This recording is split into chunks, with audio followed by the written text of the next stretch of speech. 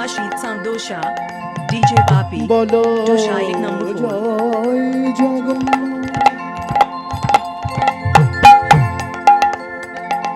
জয় জগন্নাথ, বলি তুমি তো প্রভু,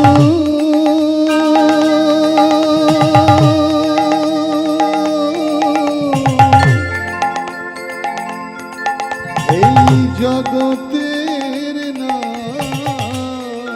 বলি আমি কি এই জগৎ ছাড়া, তুমি তো প্রভু জগৎ, বলি আমি কি প্রভু এই জগৎ ছাড়া, প্রভু জগৎ, বলি আমি কি প্রভু জগৎ ছাড়া, তুমি তো প্রভু জগৎ, বলি আমি কি প্রভু জগৎ ছাড়া, তুমি তো প্রভু জগতের না, আমি কি প্রভু জগৎ ছাড়া, তুমি তো প্রভু জগৎ, বলি আমি কি প্রভু জগৎ ছাড়া, তুমি তো প্রভু জগৎ। জয় জয় জয় জয় জগন্নাথ, জয় জগন্নাথ, বলি যে জগন্নাথ রূপে প্রচার পাইলা, বলি কলিতে জগন্নাথ রূপে প্রচার পাই। বর্তমানে যেটাকে আমরা পুরীধাম বলে মনে করি, এই পুরীধামের আগের নাম ছিল অবন্তী নগর। আর সেই অবন্তী নগরের রাজা হচ্ছেন, রাজার নাম রাজা ইন্দ্রদ্যুম্ন। যে রাজা ছিলেন ধার্মিক রাজা, যে রাজা ছিলেন ধর্মপরায়ণ রাজা, আলোক রাজা, যে রাজা ছিলেন সূর্যবংশীয় রাজা। রাজা প্রতিদিন সকালবেলা ঘুম থেকে উঠে সূর্যদেবকে জল প্রদান করে ভগবানের চরণে ফুল জল তুলসী দিয়ে তারপর তিনি জল গ্রহণ করেন। তাই সেই পরম ভক্ত, পরম বৈষ্ণব, পরম ধর্ম যাজক রাজা হচ্ছেন রাজা ইন্দ্রদ্যুম্ন। সেই ইন্দ্রদ্যুম্ন একদিন রাত্রিবেলায়, মায়েরা খুব মন দিয়ে শুনবে, রাত্রিবেলায় রানীমাকে সঙ্গে করে নিয়ে তিনি ঘরের মধ্যে ঘুমিয়ে রয়েছেন, শয়নে রয়েছেন। আর ঠিক সেই সময় গভীর রাত্রিবেলায় ষড়ৈশ্বর্যপূর্ণ ভগবান কৃষ্ণ তার মাথার কাছে এসে দাঁড়িয়েছে। আর মাথার কাছে দাঁড়িয়ে বলছে, শুনো শুনো ইন্দ্রদ্যুম্ন, ভক্ত আমার, জন্মে জন্মে বাধ্য আমি আছি তব তার। শুনো শুনো ইন্দ্রদ্যুম্ন ভক্ত আমার, জন্মে জন্মে বাধ্য আমি আছি তব তার। রাজা, রাজা শোনো, আমি ওই নীলগিরি পর্বতের পাদদেশে এক সবর রাজার কাছে আমি নীলমাধব রূপে পূজা পাচ্ছি। তাই আমি আর নীলমাধব রূপে পূজা পেতে চাই না, আমি কলিযুগে জগন্নাথ রূপে প্রতিষ্ঠা পেতে চাই, আমি জগন্নাথ রূপে প্রচার পেতে চাই, নীলমাধব রূপে প্রচার পেতে চাই না। তাই তোমাকে দায়িত্ব দিচ্ছি ইন্দ্রদ্যুম্ন, তুমি আমার পরম ভক্ত, তুমি পরম বৈষ্ণব, একমাত্র তুমিই পারবে আমাকে উদ্ধার করতে। তাই তোমাকে দায়িত্ব দিচ্ছি, যেখান থেকে পারো, যেমন ভাবে পারো, ওই নীলগিরি পর্বতের পাদদেশ থেকে সবর রাজার কাছ থেকে আমাকে উদ্ধার করে কলিযুগে জগন্নাথ রূপে আমাকে প্রতিষ্ঠা করো, প্রতিষ্ঠা করো, প্রতিষ্ঠা করো। এই বলতে বলতেই রাজার ঘুম ভেঙে গেল। কি কি কোথায় আমি? না না না না না, ও এটা তাহলে স্বপ্ন? কিন্তু এটা তো স্বপ্ন নয়। সমস্ত ঘরে যেন একটা একটা মিষ্টি গন্ধ অনুভব করছে, মৃগমা কস্তুরীর গন্ধ। ভগবান এলে যেমন চন্দনের গন্ধ বেরোয়, সেই গন্ধ পাচ্ছে। তাহলে তাহলে এই গন্ধ যখন আমার নাকে প্রবেশ করেছে, এই গন্ধ তো যেমন তেমন গন্ধ নয়। তাহলে কি ষড়ৈশ্বর্যপূর্ণ ভগবান কৃষ্ণ, ঈশ্বর পরম কৃষ্ণ সচ্চিদানন্দ বিগ্রহ, অনাদির আদি গোবিন্দ সর্ব কারণ কারণম, সেই কৃষ্ণ কি আমার কাছে এসেছে?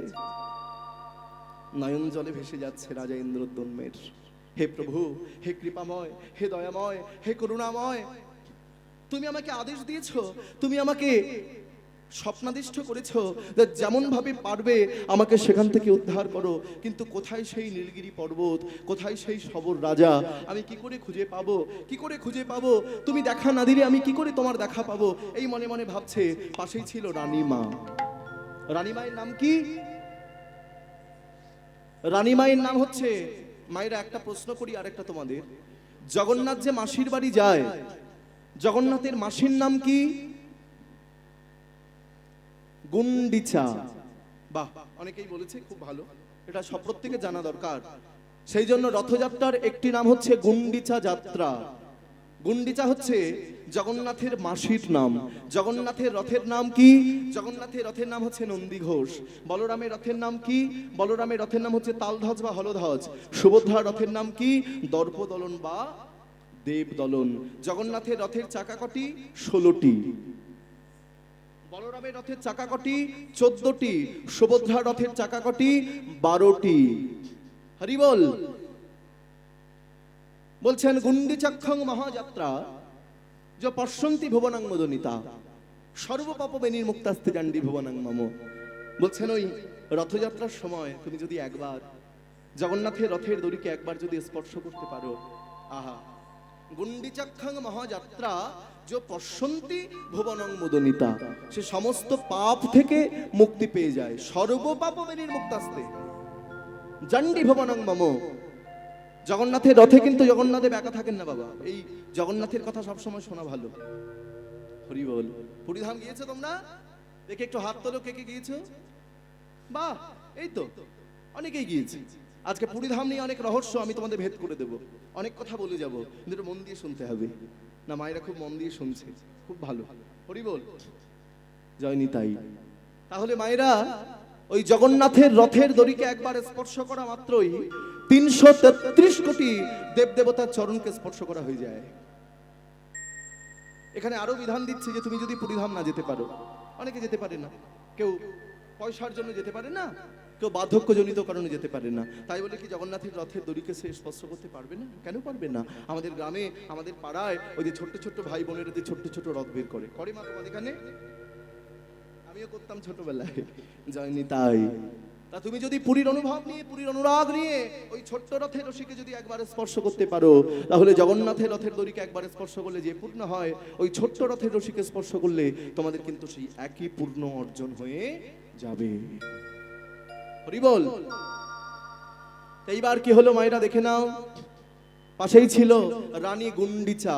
গুন্ডিচা রানীমা বলছেন, মহারাজ, মহারাজ, আপনি এত ভেঙে পড়বেন না, আপনি এত চিন্তা করবেন না, মুছে ফেলুন চোখের জল। যিনি আপনাকে স্বপ্নাদিষ্ট করেছেন, যিনি আপনাকে আদেশ দিয়েছেন, তিনি আপনাকে একটা না একটা রাস্তা অবশ্যই অবশ্যই অবশ্যই দেখাবেন। বেশ, সকাল হলো।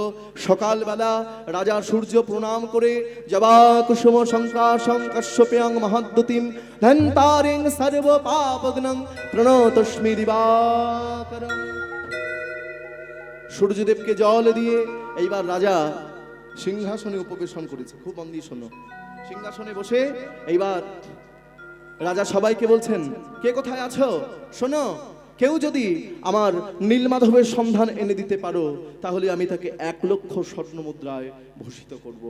রাজার কথা শোনা মাত্রই 1 জন 2 জন 3 জন করতে করতে প্রায় 19 থেকে 20 জন এসে দাঁড়িয়েছে। মহারাজ, মহারাজ, আমি আপনার নীলমাধবের সন্ধান এনে দেব।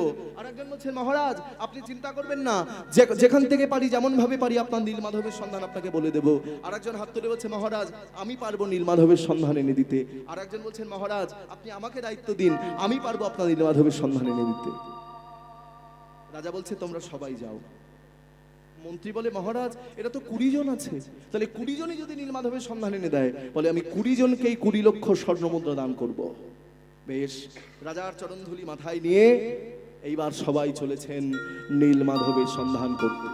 শ্রীহরি শ্রীহরি বলি শোভাযাত্রা হইল, শ্রীহরি শ্রীহরি বলি শোভাযাত্রা হইল, শ্রীহরি শ্রীহরি বলি শোভাযাত্রা হইল, শ্রীহরি বলি শোভাযাত্রা হইল। বলি দেশে দেশান্তরে তারা ভ্রমিতে লাগিল, দেশে দেশান্তরে তারা ভ্রমিতে লাগিল, দেশে দেশান্তরে তারা ভ্রমিতে লাগিল, আর দেশে দেশান্তরে তারা ভ্রমিতে লাগিল, ভ্রমিতে লাগিল, ভ্রমিতে লাগিল। লাগিল ভ্রমিতে লাগিল ভ্রমিতে লাগিল বলি দেশ দেশান্তরে তারা ভ্রমিতে লাগিল দেশ দেশান্তরে তারা ভ্রমিতে লাগিল দেশ দেশান্তরে তারা ভ্রমিতে লাগিল দেশ দেশান্তরে তারা ভ্রমিতে লাগিল দেশ দেশান্তরে নীল মাধব দেখা দাও বলে ভ্রমিতে লাগিল মাধব দেখা দাও বলে ভ্রমিতে লাগিল মাধব দেখা দাও বলে ভ্রমিতে লাগিল। নীল মাধব দেখা দাও বলে ভ্রমিতে লাগিল ভ্রমিতে লাগিল সবাই চলেছে নীল মাধবের সন্ধান করতে বাবা, কিন্তু সবাই যাচ্ছে কিসের জন্য বলো মায়েরা? সবাই যাচ্ছে পয়সার জন্য। যে নীল মাধবের সন্ধান যদি এনে দিতে পারি তাহলে 1 লক্ষ স্বর্ণ মুদ্রা আমার। লাগছে না গায়ে? একটু আগিয়ে দাও, একটু সামনে আগিয়ে দাও, আমি কিছু প্রচন্ড গরম লাগছে, মাথা ঘুরে পড়ে না যাই এই ভয় পাচ্ছি। 2 মাস ধরে রাত্রি জাগা, 2 মাস ভাবতে পারো, কন্টিনিউ চলছে। দেখে মনে হচ্ছে এনার্জি লস হয়ে গেছে। হ্যাঁ, কালকেও সারা রাত জাগা। কাল আমার কীর্তন ছিল হাওড়া আমতা, সেখান থেকে রাত্রি 2টোর সময় কীর্তন শেষ করে আমি 2:30টার সময় গাড়ি ছেড়েছি, আর তোমাদের এখানে পৌঁছালাম এই সকাল 7টার সময়। সারাটা রাত্রি জাগা, আবার একটুখানি রেস্ট নিয়ে আসরে এসে দাঁড়িয়েছি। আবার তোমাদের এখানে কীর্তন ছাড়বো, এখন চলে যাব হাওড়া উলুবেড়িয়া। উলুবেড়িয়াতে কীর্তন আছে। তোমাদের আশীর্বাদে এরকম চলছে মা, জানি না কতদিন চলতে পারবো, তবে একটু ভালো করে আশীর্বাদ করো যেন এভাবেই যতদিন এই পৃথিবীতে বেঁচে থাকি ততদিন যেন এভাবেই কৃষ্ণ নাম গিয়ে যেতে পারি। আজকে তোমাদের আশীর্বাদে কলকাতা রবীন্দ্রভারতী বিশ্ববিদ্যালয় থেকে আমি কীর্তন নিয়ে পড়াশোনা করার সুযোগ পেয়েছি। সেখান থেকে আমি কীর্তনে এমএ করেছি, কীর্তনে মাস্টার্স করেছি। তোমাদের আশীর্বাদে রবীন্দ্রভারতী ইউনিভার্সিটির মধ্যে কীর্তন ডিপার্টমেন্টে কীর্তনে আমি ফার্স্ট ক্লাস ফার্স্ট হয়েছি, রাজ্যপাল আমাকে পুরস্কৃত করেছে।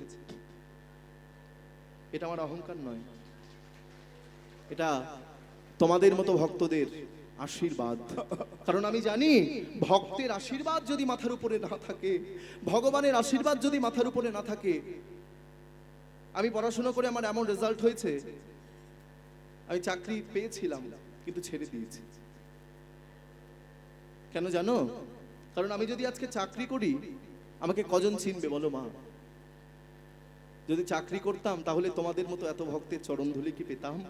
যদি চাকরি করতাম তোমাদের মতো এত মায়েদের এত বাবার ভালোবাসা কি পেতাম?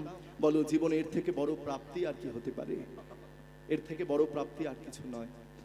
আমার সঙ্গে শুধু আমি একা নয়, আমার বাবা মাও যায়, এই যে বসে আছে আমার কীর্তন শিক্ষাগুরু আমার বাবা শ্রী সচিনন্দন সরকার, আর তার পাশে বসে আছে আমার মা জননী।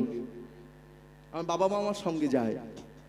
তা যাই হোক, তোমাদের আশীর্বাদে আজকে শুধু বাংলা নয়, আজকে শুধু ভারতবর্ষ নয়, আমি আউট অফ ইন্ডিয়াতেও কীর্তন করতে যাই। আমি গিয়েছিলাম লন্ডন, ইংল্যান্ড, আমাকে নিয়ে গিয়েছিল কীর্তন করানোর জন্য ইংল্যান্ডে। সেখানে আমি 1.5 মাস ছিলাম, যেখানে আমাদের মুখ্যমন্ত্রী মমতা বন্দ্যোপাধ্যায় গিয়েছে লন্ডন, ঠিক ওইখানে আমি গিয়েছিলাম। 1.5 মাস সেখানে আমি কাটিয়েছি। শুধু তাই নয়, সেখানে গিয়ে মানুষদের থেকে আমি এমন শিক্ষা পেয়েছি তোমরা অবাক হয়ে যাবে। তারা আমাদের থেকে অনেক উচ্চ শিক্ষিত। আমরা বাংলায় কথা বলি, তারা ইংরেজিতে কথা বলে। তাদের প্রধান ভাষা হচ্ছে ইংরেজি। আমরা যেমন বলি কি গো কেমন আছো, ওরা বলে হাউ আর ইউ। আমরা যেমন বলি ঠিক আছে, ওরা বলে ওকে। পুরোটা ইংলিশ, ইংরেজি ছাড়া কিচ্ছু চলবে না।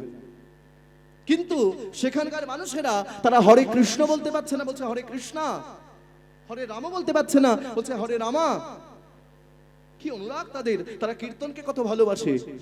তাদের কি দরকার ইংল্যান্ডের মতো জায়গায় কীর্তনের আয়োজন করা, কিন্তু তারা আজকে করছে। সেখানে গিয়ে একটা সাহেবের সঙ্গে আমার পরিচয় হয়েছিল। হ্যাঁ, সত্যি কথা। একটা বিশাল, আমার থেকে এই লম্বা, আমি এরকম করে দেখছি, বাপ রে বাপ, ফর্সা টুকটুকে, একদম কাঁচা সোনার মতো গায়ের রং। আমার কাছে এসে বলছে, গৌরগোপাল তুমি খুব সুন্দর কীর্তন করিয়াছ। আমি বলছি, বা আপনি বাংলা বলতে পারেন? বলে হ্যাঁ, বাংলা শিখিয়াছি, বাংলা শিখিয়াছি। বাংলা শিখলেন কেন? বাংলা বলিতে ভালো লাগে। বাংলায় যাইব, কলকাতায় যাইব, বাঙালি মেয়েকে বিবাহ করিব। শুনেছে বাঙালি মেয়েরা নাকি খুব ভালো হয়। আমি ভাবছি খুব ভালো। হ্যাঁ, ভালো মানে একদম। বলছে বাঙালি মেয়েকে ভালোবাসিব, বাঙালি মেয়েকে প্রেম করিব, হ্যাঁ, বাঙালি মেয়েকে বিবাহ করিব, আমার সঙ্গে ভজন করিবে, মোবাইলে কথা বলিবে না। আমার সঙ্গে ভজন করিবে। আমি মনে মনে ভাবছি কি জানো, আমি ভাবছি হ্যাঁ বিবাহ করিয়া দেখো বাপের নাম ভুলিয়া যাইবে। বিবাহ করিব, বিবাহ মানে কি বাবা? বিবাহ মানে মায়েরা জানো? বলবো, রাগ করবে না তো? বলছি কিন্তু। বি মানে হচ্ছে বিপদ, প্রথমেই বিপদ। বা মানে কি? বা মানে হচ্ছে বাড়ানো, আর হ মানে হচ্ছে হলো। বিপদ বাড়ানো হলো, বুঝেছো? মেয়ের বাড়ি ভাবে আমার জামাই যেন ভালো হয়, আর ছেলের বাড়ি ভাবে আমার বৌমা যেন ভালো হয়, আর পাড়া প্রতিবেশী ভাবে জামাই মেয়ে যেমন হয় হোক গা, আমাদের খাওয়া দাওয়া যেন ভালো হয়। বাবা বিয়ে বাড়ি যাবো, ভালো মন্দ খাবো। তাই গৌর হরি বল, হরি বল। মায়েরা তো হাত তুলতে হবে মাঝে মধ্যে। নিতাই গৌর হরি বল। বাহ, খুব ভালো। জয় রাধে। তাই আজকে চলেছে শ্রীহরি শ্রীহরি বলি শোভাযাত্রা হইল, শ্রীহরি বলি শোভাযাত্রা হইল, বলি দেশে দেশান্তরে তারা ভ্রমিতে লাগিল। উলুধ্বনি উলুধ্বনি। তারা ভ্রমিতে লাগিল, দেশ দেশান্তরে তারা ভ্রমিতে লাগিল, দেশান্তরে তারা ভ্রমিতে লাগিল, দেশ দেশান্তরে তারা ভ্রমিতে লাগিল। দেখা দাও দেখা দাও, দেখা দাও দেখা দাও, দেখা দাও দেখা দাও, বলি কোথায় আছো নীল মাধব দেখা দাও দেখা দাও। কোথায় আছো নীল মাধব দেখা দাও দেখা দাও। সবাই যাচ্ছে পয়সার জন্য, নীল মাধবকে খুঁজে দিতে পারলেই কত পাবো? 1 লক্ষ স্বর্ণ মুদ্রা। কিন্তু তোমাদের জানা দরকার ভগবানকে কখনো পয়সা দিয়ে পাওয়া যায় না। সবাই খুঁজতে খুঁজতে যাচ্ছে, 1 দিন 2 দিন 3 দিন 4 দিন করতে করতে করতে করতে একটা সপ্তাহ কেটে গেল। হরি বল। হ্যাঁ, সবাই চলেছে, সবাই যাচ্ছে। 1 দিন 2 দিন 3 দিন করতে করতে একটা গোটা সপ্তাহ কেটে গেল। নীল মাধবের সন্ধান তারা খুঁজে পেল না। হ্যাঁ, যখন নীল মাধবের সন্ধান তারা পেল না, তারা আবার রাজার কাছে ফিরে এসে তাদের ব্যর্থতার কথা বলতে লাগলেন। মহারাজ, পথে ঘাটে ঘুরে বেড়ায় নীল মাধবের তরে, নীল মাধব না পাইয়া ফিরে আইলা ঘরে। পথে ঘাটে ঘুরে বেড়ায় নীল মাধবের তরে, নীল মাধব না পাইয়া ফিরে আইলো ঘরে। পথে ঘাটে ঘুরি বেড়ায় বেড়ায় ওই নীল মাধবের তরে, নীল মাধব না পাইয়া ফিরে আইলো ঘরে। মহারাজ, মহারাজ, আপনার নীলমাধবের সন্ধান আমরা পেলাম না। ক্ষমা করুন, ক্ষমা করুন, ক্ষমা করুন মহারাজ, ক্ষমা করুন। ভেঙে পড়ল রাজা, চোখের জলে ভেসে যায়, চিৎকার করে নীলমাধব বলে ডেকে উঠল। আহার নিদ্রা ত্যাগ করলো, কিছু খায় না, ঘুমায় না, শুধু কাঁদে আর বলে হে নীলমাধব, হে নীলমাধব, তুমি দেখা দাও, দেখা দাও। তুমি আমাকে আদেশ দিয়েছো। ভক্তমণ্ডলী মায়েরা, রাজা ইন্দ্রদ্যুম্ন কি এমন সাধনা করেছিল বলো? রাজা ইন্দ্রদ্যুম্ন কি এমন তপস্যা করেছিল যে স্বয়ং ভগবান আজকে তাকে আদেশ দিচ্ছে? স্বয়ং ভগবান তাকে বলছে যে তুমি আমাকে জগন্নাথ রূপে প্রতিষ্ঠা করো। কে ইন্দ্রদ্যুম্ন? কে? এগুলো হচ্ছে তত্ত্ব, এগুলো জানতে হবে। এই রাজা ইন্দ্রদ্যুম্ন, ইনি আমাদের সত্যযুগেও বাবা একজন রাজা ছিলেন। সত্যযুগ, সত্য ত্রেতা দাপর কলি, তার সত্যযুগে তিনি রাজা ছিলেন। তখনও তার নাম ছিল রাজা ইন্দ্রদ্যুম্ন। এই রাজা ইন্দ্রদ্যুম্ন ইনি একদিন বাড়িতে বসে পূজা করছেন, আর এমন সময় একজন ঋষি, ঋষির নাম হচ্ছে অগস্ত্য ঋষি। সেই অগস্ত্য ঋষি রাজার কাছে এসে দাঁড়িয়েছে, আর রাজার কাছে দাঁড়িয়ে বলছেন ভিক্ষাং দেহি, ভিক্ষাং দেহি, ভিক্ষাং দেহি। রাজা মনে মনে ভাবছে আমি তো পুজো করছি, পুজোটা করিনি তারপরে তাকে ভিক্ষা দেব। এই মনে মনে যেই ভাবছে, মনে মনে যেই ভাবছে, কিছুক্ষণ দাঁড়িয়ে থাকার পর মুনি অভিশাপ দিল যে তোমার কাছে এসে আমি ভিক্ষা চাইলাম, তুমি আমাকে ভিক্ষা না দিয়ে তুমি একা একা বসে বসে পুজো করছো, হাতির মতো বসে আছো। তোমাকে অভিশাপ দিচ্ছি, আগত জন্মে তুমি হাতি হয়ে জন্মগ্রহণ করবে।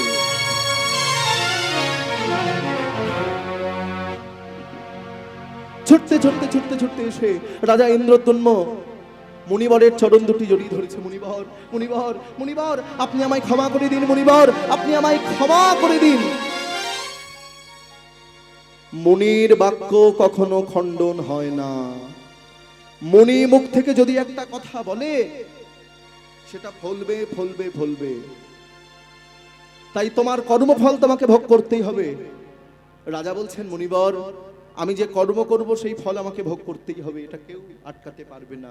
তাই আমি হাতি হব, তার জন্য আমার কোনো দুঃখ নেই। কিন্তু মুনিবর, আপনার চরণে আমার প্রার্থনা, আমি যেন হাতি হয়েও কৃষ্ণ নাম গাইতে পারি, আমি যেন হাতি হয়েও কৃষ্ণ ভক্ত হতে পারি। বুঝতে পারছো মা?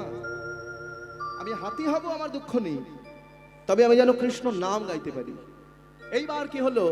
ওই মুনির বাক্য খণ্ডন হয় না। মুনির অভিশাপের জন্য পরের জন্মে সেই রাজা ইন্দ্রদ্যুম্ন তিনি হাতি হয়ে জন্মগ্রহণ করলেন।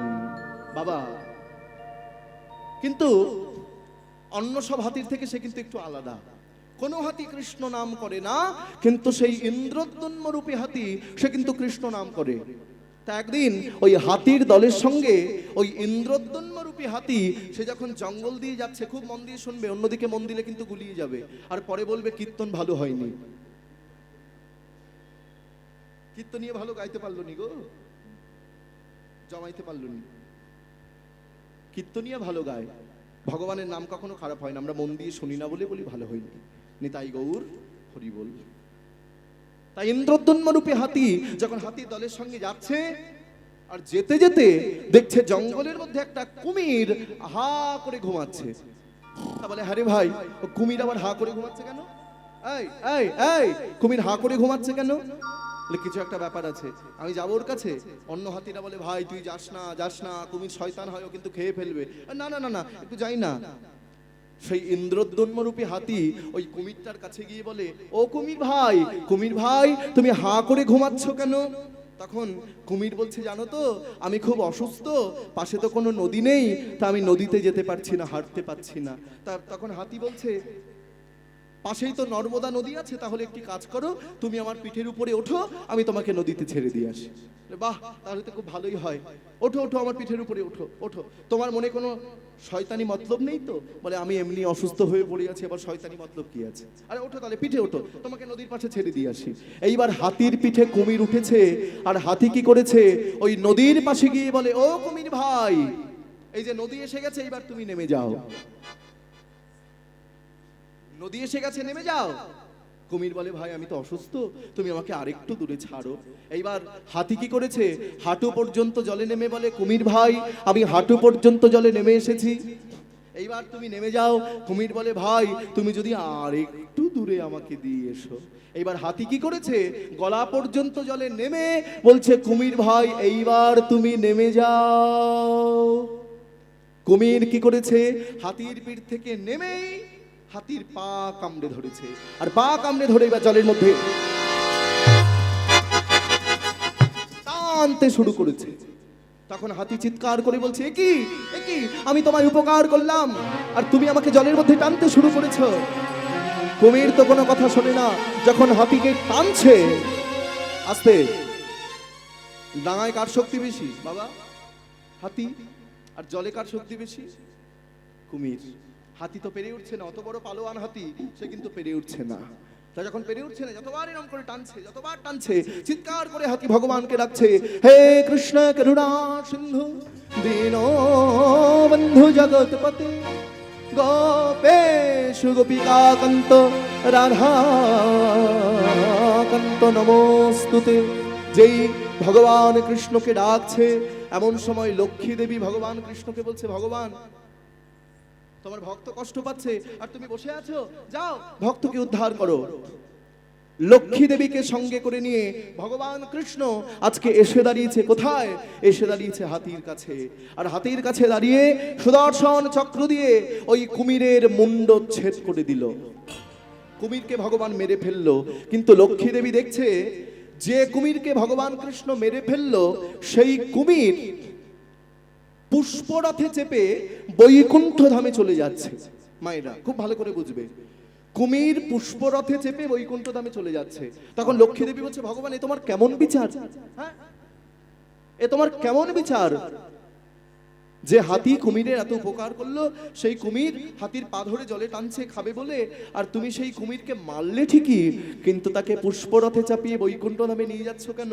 তখন ভগবান বলছে, লক্ষ্মী, আমার বিচারটা খুব সূক্ষ্ম বিচার, তুমি বুঝতে পারছো না আমি কেন কুমিরকে পুষ্পরথে চাপিয়ে বৈকুণ্ঠ ধামে নিয়ে যাচ্ছি? বলে, না ভগবান, আমি তো বুঝতে পারছি না। আচ্ছা লক্ষ্মী, বলো দেখিনি, ওই কুমির হাতির কোথায় ধরেছে? কুমির হাতির কোথায় ধরেছে? জোরে বলো। বলে, পায়ে ধরেছে। বলে, লক্ষ্মী, যেজন আমার ভক্তের চরণ ধরে, তাকে সবার আগে উদ্ধার করি, সবার আগে উদ্ধার করি, তাকে সবার আগে উদ্ধার করি, তাকে সবার আগে উদ্ধার করি। বলি, যেজন ভক্তের চরণে ধরে, আমি ভক্ত বড় ভালোবাসি। বলি, যেজন আমি ভক্ত বড় ভালোবাসি, যেজন ভক্তের চরণ, আমি ভক্ত বড় ভালোবাসি, যেজন ভক্তের চরণ, আমি ভক্ত বড় ভালোবাসি, আমি ভক্ত বড় ভালোবাসি, আমি সবার আগে উদ্ধার করি। ভক্ত আমার মাতা পিতা, ভক্ত আমার ভাই, ভক্ত যদি দেয় তবেই আমি খাই, নইলে উপবাসে যাই। ভক্তের হাতে প্রেমের ডুরি, ভক্ত আমায় যেদিকে ঘোরায় আমি সেই দিকেই ঘুরি। ভক্ত আমার মাতা পিতা, ভক্ত আমার গুরু, ভক্ত রেখেছে না বাঞ্ছা কল্পতরু।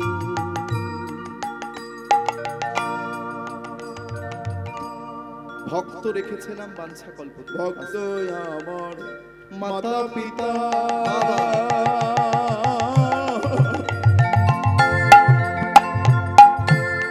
ভক্ত আমার ও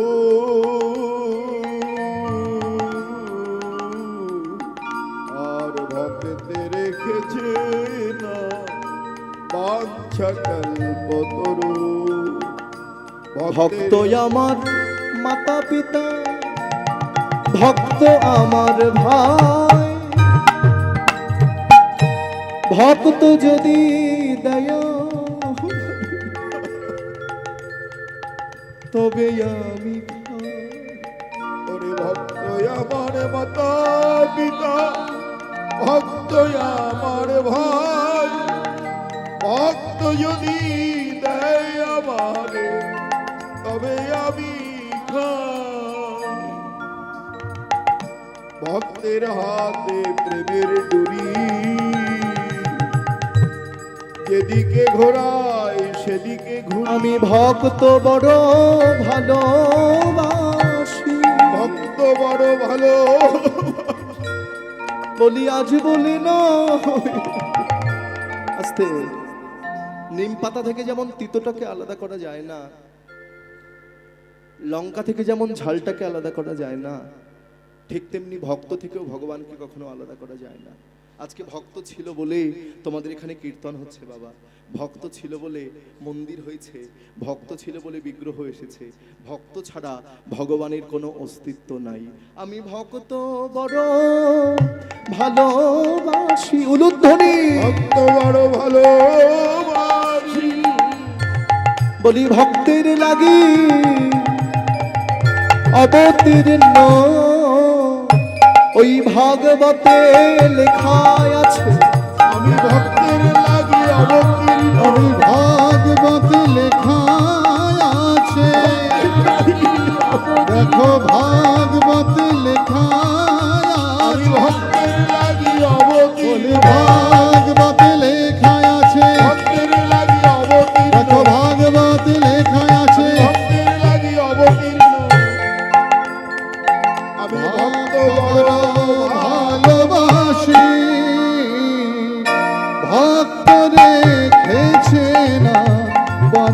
কল্প তোর বলি ভক্ত রেখেছে না বাঞ্ছা কল্প তোর। গীতায় ভগবান বলছেন, আদিত্যগণের মধ্যে আমি বিষ্ণু, জ্যোতিষ্কের মধ্যে আমি তপন, মরুদ্গণের মধ্যে আমি মরিচি, বসুগণের মধ্যে আমি অনল, রুদ্রগণের মধ্যে আমি শিব, ইন্দ্রিয়গণের মধ্যে আমি মন, পুরোহিতগণের মধ্যে আমি বৃহস্পতি, ধেনুর মধ্যে আমি কামধেনু, জলাশয়ের মধ্যে আমি রত্নাকর, সেনানির মধ্যে আমি কার্তিক, নদীর মধ্যে আমি জাহ্নবী, পশুগণের মধ্যে আমি সিংহ, বেগগামীর মধ্যে আমি বাতাস, আর ভক্তের মধ্যে আমি প্রহ্লাদ।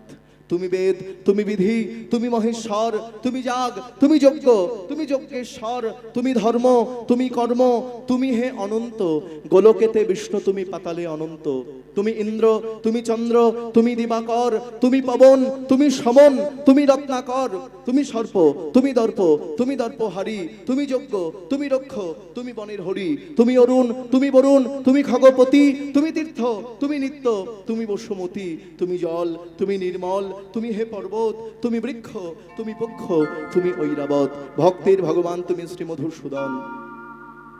পুরাতে বাসনা মম এই নিবেদন, পরমাণু তুল্য সূক্ষ্ম, হিংস্রক তুল্য মূর্খ, ভিক্ষা তুল্য দুঃখ, সাধন তুল্য কর্ম, মানব তুল্য জন্ম, দয়াতুল্য ধর্ম, মহেন্দ্রতুল্য যোগ, কুষ্ঠতুল্য রোগ, স্বর্গতুল্য ভোগ, বরতুল্য ছায়া, সন্তানতুল্য মায়া, কার্তিকতুল্য কায়া, দৈবতুল্য বল, আম্রতুল্য ফল, গঙ্গারতুল্য জল, পূর্ণিমাতুল্য রাতি, ব্রাহ্মণতুল্য জাতি, অগ্রহায়ণতুল্য মাস, দুর্বাতুল্য ঘাস, বাসুকীতুল্য ফণি, কোকিলতুল্য ধ্বনি, মৃদঙ্গতুল্য বাদ্য, ঘৃততুল্য খাদ্য, সর্বস্বতুল্য পণ, বিদ্যাতুল্য ধন, উদ্ধারতুল্য জয়, মরণতুল্য ভয়, গোলকতুল্য। আর একটা কথা বলবো, বলছি কিন্তু, যারা হাত না তুলবে তাদের বগলে ফোড়া হবে। চলো সবাই, বাহ, জয় রাধা। আস্তে। আচ্ছা মায়েরা, তোমাদের সুগার টুগার আছে নাকি? আছে? সুগার নেই? তুমি তো লক্ষ্মী মায়েরা, তোমাদের সুগার কি করে হবে? এখন তো ঘরে ঘরে সুগার। আমার বাবারও সুগার আছে। আমার বাবা কীর্তন, যেখানে কীর্তন করতে যায়, বলে শোনেন দিদি, আমাকে চিনি ছাড়া চা দেবেন, কিন্তু রসগোল্লা দিয়ে খেয়ে নেয়। চিনি ছাড়া চা বা রসগোল্লা। আচ্ছা, এখানে যদি কারো সুগার টুগার থাকে, আমি দুটো ব্যায়াম শিখিয়ে দিচ্ছি, আর জীবনেও সুগার হবে না। দেবো? যদি বলো দিতে পারি। রাগ করবে না তো? দিচ্ছি কিন্তু। আমার দিকে তাকাও। প্রথম ব্যায়াম, সুগারের প্রথম ব্যায়াম। তোমার সামনে যখন রসগোল্লা আসবে, তোমার সামনে যখন সন্দেশ আসবে, তারপর তোমার সামনে যখন আলুর দম ভাত আসবে, তখন এই ব্যায়াম করবে। এই যে সুগারের ব্যায়াম, দেখে নাও।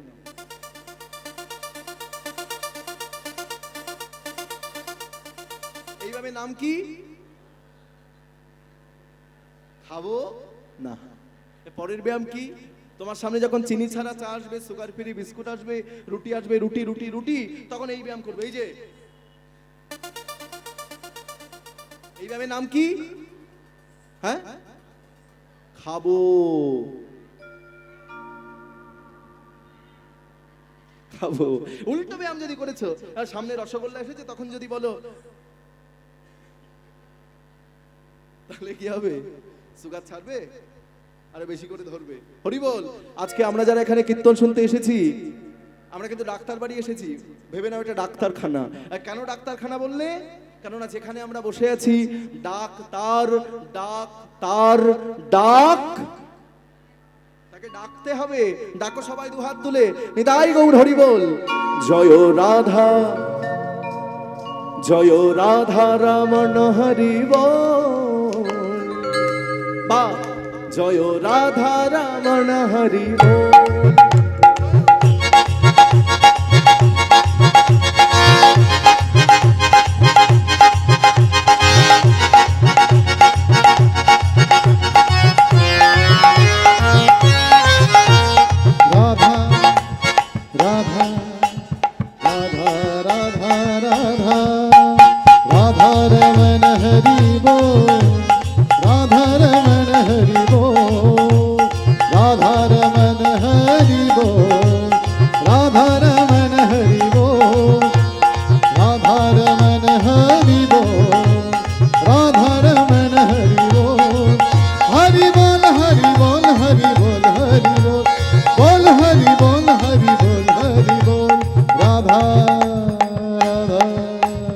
রাধা রাধা রাধা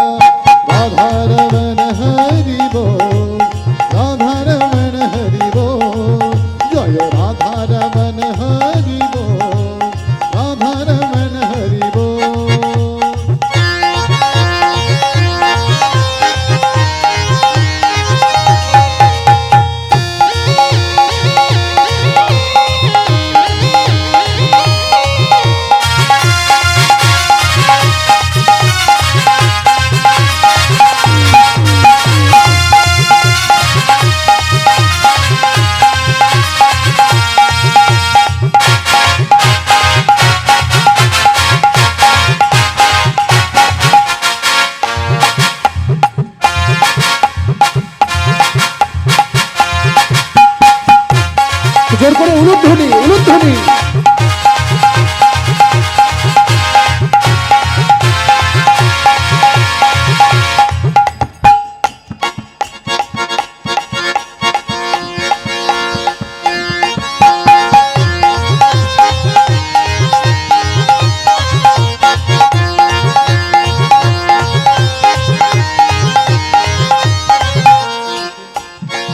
হরি বল হরি বল হরি বল রে, হরি বল হরি বল হরি বল রে, হরি বল হরি বল হরি বল রে, হরি বল হরি বল হরি বল রে।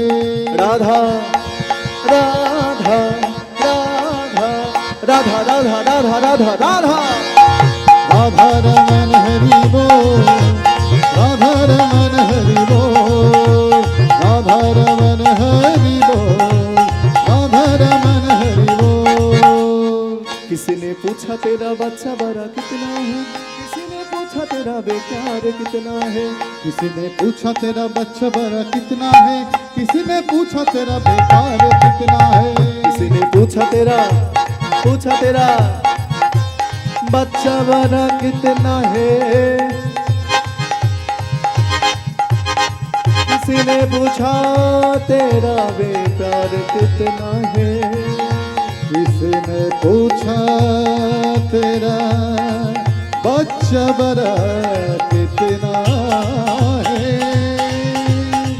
किसी ने पूछा तेरा व्यापार कितना है। রাস্তা দিয়ে হাঁটতে হাঁটতে যাচ্ছে, সবাই জিজ্ঞাসা করবে এই কি রে, এই এই এই এই এই শোন শোন শোন শোন, কি রে ঠিকঠাক তো, ছেলে মেয়ে ভালো আছে তো বাবা? বাহ খুব ভালো। আচ্ছা এই এই পয়সা ব্যবসা বাণিজ্য ঠিক আছে তো? বাহ বাহ। লেকিন কিসি নে কভি ভি নেহি পুছা, কিন্তু কেউ কোনোদিন জিজ্ঞাসা করে না তেরা ঈশ্বর কি প্রেম, তেরা ভগবান কি প্রেম कितना है। हाथ তোলো। जय राधा रमण हरि बोल, राधा रमन हरि बोल, राधा रमन हरि बोल बोल बोल, राधा रमन हरि बोल, राधा रमन हरि बोल, हरि बोल हरि बोल हरि बोल रे, हरि बोल हरि बोल हरि बोल रे, हरि बोल हरि बोल हरि बोल रे। जय राधा रमन हरि बोल, राधा रमन हरि बोल, जय राधा रमण हरि बोल, जय राधा रमन हरि बोल, जय राधा रमन हरि बोल। রাধা রানী কি বাহ, হরি বল। আচ্ছা মায়েরা এইবার কি হলো দেখে নাও, জয় নিতাই গৌর হরি বল, রাধে শ্যাম হরি বল। রাজা ইন্দ্রদ্যুম্ন ভেঙে পড়লো, হরি বল। আচ্ছা ওই জায়গাটা বলতে আমি ভুলে গিয়েছি, কথা বলতে বলতে কোথায় চলে গিয়েছি, মনে আছে তো তোমাদের? যে সেই কুমিরকে পাঠিয়ে দিল ভগবান পুষ্পরথে চাপিয়ে বৈকুণ্ঠ ধামে, কারণ ওই কুমির হাতির পায়ে ধরেছিল বলে, যেজন আমার ভক্তের চরণ আগে ধরে আমি তাকে সবার আগে উদ্ধার করি, কেননা আমি ভক্ত বড় ভালোবাসি। আর হাতিকে বলে, হাতি তুমি চিন্তা করো না, আগত কলিযুগে তুমি হবে, তোমার নাম হবে রাজা ইন্দ্রদ্যুম্ন, আর সেই দিন আমি তোমার হাত ধরেই পুরী ধামে জগন্নাথ রূপে প্রতিষ্ঠা পাবো। হরি বল। এইবার রাজা ইন্দ্রদ্যুম্ন তিনি আজকে ভেঙে পড়েছেন যে কি করে আমি আমার নীলমাধবকে সন্ধান করব। এমন সময় এসে দাঁড়িয়েছেন রাজা ইন্দ্রদ্যুম্নের জামাই। রাজা ইন্দ্রদ্যুম্নের মাত্র একটি মেয়ে ছিল বাবা, আর ওই মেয়ের সঙ্গে যার বিয়ে হলো তার নাম হচ্ছে বিদ্যাপতি। এই বিদ্যাপতি হচ্ছে রাজা ইন্দ্রদ্যুম্নের জামাই। আবার বিদ্যাপতি মানে তোমরা ভেবে নিও না যে আমাদের বৈষ্ণব পদাবলী সাহিত্যে একজন বিদ্যাপতি আছে যিনি পদ লিখেছে, সেই বিদ্যাপতি নয়। ওই বিদ্যাপতি আর এই বিদ্যাপতি অনেক আলাদা। এই বিদ্যাপতি হচ্ছে রাজা ইন্দ্রদ্যুম্নের একমাত্র জামাই। রাজা ইন্দ্রদ্যুম্নের 18টা ছেলে ছিল। এইবার বলে দিচ্ছি শুনে নাও, রাজা ইন্দ্রদ্যুম্নের 18টা ছেলে ছিল বাবা, কিন্তু ওই 18টা ছেলের মধ্যে 18টা ছেলের মধ্যে রাজা ইন্দ্রদ্যুম্ন তিনি দেখলেন যে ছেলের মধ্যে জগন্নাথের সম্পত্তি নিয়ে ভাগাভাগি শুরু হয়ে গেল। এক ছেলে বলছে জগন্নাথের সম্পত্তি আমি নেব, আর এক ছেলে বলছে জগন্নাথের সম্পত্তি আমি নেব। এই বলে 18টা ছেলের মধ্যে যখন গন্ডগোল শুরু হয়ে গেছে, রানী গুন্ডিচা দেবী বলছেন, মহারাজ আমি 18টা ছেলে চাই না, আমি আমার জগন্নাথকে চাই। যেখান থেকে পারেন, যেমন ভাবে পারেন, আজকে রাত্রিবেলায় আমার 18টা ছেলেকে হত্যা করেন। ভালো করে বুঝে নাও, বাবা হয়ে নিজের 18টা ছেলেকে গলা কেটে হত্যা করলো রাজা ইন্দ্রদ্যম্ন। আমি এক জায়গায় কীর্তন করতে গিয়ে এই পালাটা করেছিলাম। তা কীর্তনের পরে আমাকে একজন ধরেছিল যে, গৌরগোপাল তুমি এই যে এত বড় কথাটা বললে যে রাজা ইন্দ্রদ্যম্ন তার 18টা ছেলেকে হত্যা করলো, এটা কি ঠিক না এটা ভুল? তুমি জেনে শুনে বলছো তো? আমি বললাম, বাবা বাইরের কথা একটাও বলি না, যেটুকু বলবো শাস্ত্রের মধ্যে থেকেই বলবো। একটা গ্রন্থ আছে, গ্রন্থটির নাম হচ্ছে জগন্নাথ সারাবলী। জগন্নাথ সারাবলীতে এই কথাগুলো বড় বড় করে লেখা আছে, একটু ভালো করে পড়ে দেখো মায়েরা। রাজা ইন্দ্রদ্যম্ন নিজের হাতে 18টা ছেলেকে হত্যা করলো। হত্যা করে পুরীধামে তোমরা একটি জায়গায় যাও, যে জায়গাটির নাম হচ্ছে 18 নালা। চেনো তো? 18 নালা, সেই 18 নালা বানিয়ে ফেললো। এবং রাজা ইন্দ্রদ্যম্ন ভাবলো যে পুরীধামে যখন ভক্তরা আসবে 18 নালার উপর দিয়ে আসবে, আর ভক্তের চরণ ধুলিতে আমার 18টা ছেলের আত্মার শান্তি পাবেনি। তাই গৌর হরিবল। আর একটি মাত্র মেয়ে ছিল, ছেলেগুলোকে মেরে ফেললো। আর একটি মেয়ে ছিল, ওই মেয়ের সঙ্গে যার বিয়ে হলো তার নাম হচ্ছে বিদ্যাপতি। তিনি হচ্ছেন ব্রাহ্মণ পণ্ডিত, লম্বা চওড়া ফর্সা সুন্দর দেখতে, সুঅঙ্গ সুঠাম দেহ। রাজার কাছে এসে বলছেন, মহারাজ মহারাজ আপনি ভেঙে পড়বেন না, আমি আপনাকে কথা দিচ্ছি আপনার নীলমাধবের সন্ধান আমি আপনাকে এনে দেব। বিদ্যাপতি বিদ্যাপতি তুমি আমার নীলমাধবের সন্ধান এনে দিতে পারবে? হ্যাঁ মহারাজ পারবো। বেশ, তাহলে আর দেরি করো না, যাও তুমি নীলমাধবের সন্ধান করে এসো। শোনো বিদ্যাপতি, তুমি যদি আমার নীলমাধবের সন্ধান এনে দিতে পারো, তাহলে আমার অর্ধেকটা রাজত্ব আমি তোমাকে দিয়ে দেব। শুধু তাই নয়, সোনা দানা টাকা পয়সা বহুমূল্য রত্নে আমি তোমাকে ভূষিত করব।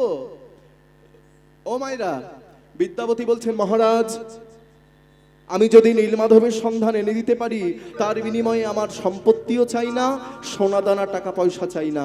তখন রাজা ইন্দ্রদ্যম্ন বলছে, কিছুই যখন চাও না, তাহলে কিসের জন্য তুমি নীলমাধবের সন্ধান করতে যাবে? তোমার কি দরকার? আমার জন্য তুমি না খেয়ে না ঘুমিয়ে দিনের পর দিন রাতের পর রাত তুমি নীলমাধবের সন্ধান করবে, তোমার লাভটা কি হবে? বিদ্যাপতি বলছে, মহারাজ আপনার থেকেও আমার বেশি লাভ হবে। আমার থেকেও তোমার বেশি লাভ হবে? কি লাভ হবে? বলে, মহারাজ আমি সবার আগে দর্শন পাবো, সবার আগে দর্শন পাবো, আমি সবার আগে দর্শন পাবো, আমি সবার আগে দর্শন পাবো। আমার মানব জন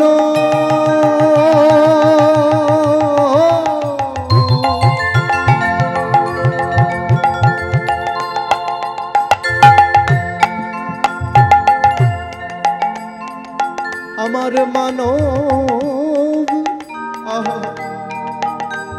মানব জন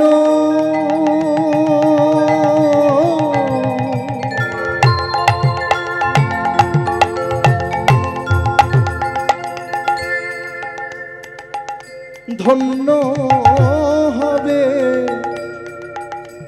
আমি সবার আগে দর্শন পাবো।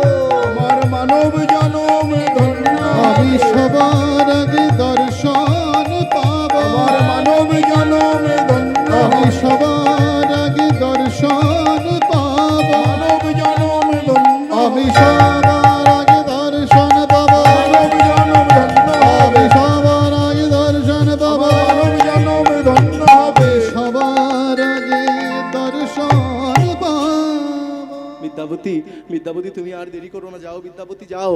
এইবার কি করেছে মায়েরা, রাজার চরণধুলি মাথায় নিয়ে বিদ্যাপতি চলেছেন, ডাকতে ডাকতে চলেছেন। কাকে ডাকতে ডাকতে চলেছেন? ভগবানকে ডাকতে ডাকতে চলেছেন বিদ্যাপতি। কত পথ, কত নদী, কত পাহাড়, কত জঙ্গল পেরিয়ে বিদ্যাপতি চলে যাচ্ছেন। জীবনে মরণে জীবের জীবনে জীবনে মরণে জীবে গতি নাহিব যুগল কিশোর রাধা কৃষ্ণ প্রাণ মোর যুগল কিশোর ওই জীবনে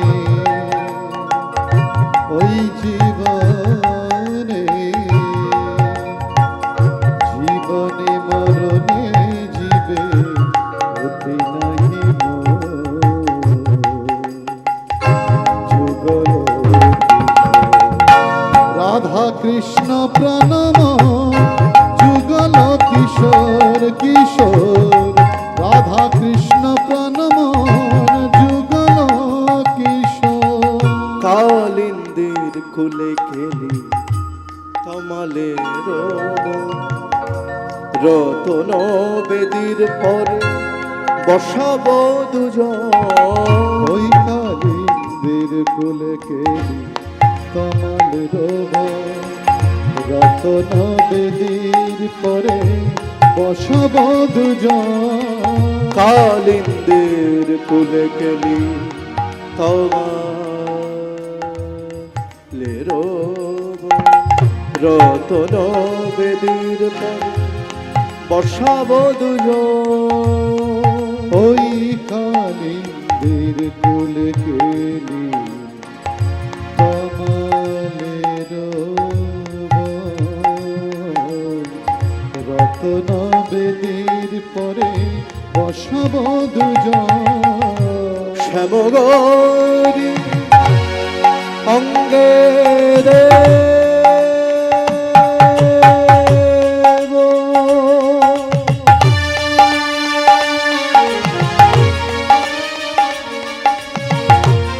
চুয়া চন্দনে গন্ধ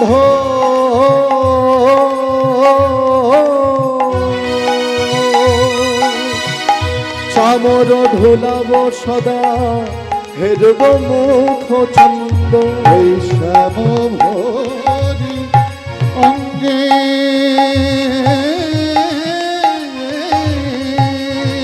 দিব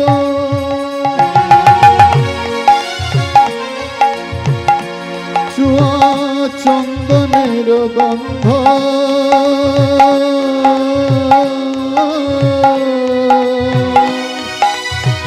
চামর ঢুলাব সদা হেরব মুখ চন্দ শ্যামগৌরী অঙ্গে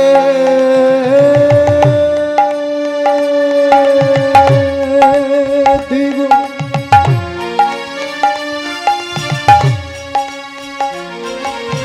চুয়া চন্দনে গন্ধ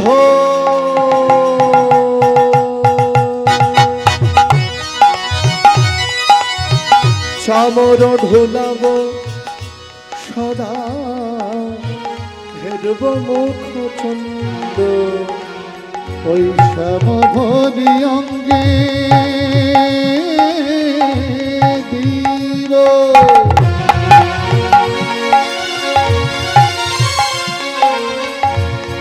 চুয়া চন্দনের গন্ধ